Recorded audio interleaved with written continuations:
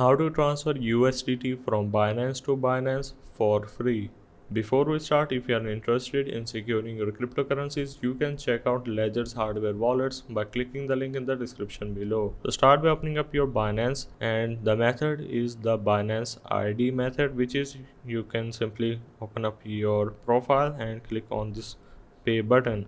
Then click on this send option and make sure that you have the Binance ID of that particular person.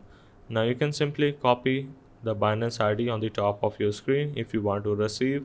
Otherwise, you just need to enter or paste it. Then click on continue. Now if I enter a larger amount like $500 and click on continue, as you can see, the pay receives $500. If there was a fee, it will going to show you the fee, but right now USDT you can send without any kind of charges. You can simply click on deposit and you're good to go. So hope this helps. This is how you can transfer USDT from Binance to Binance for free.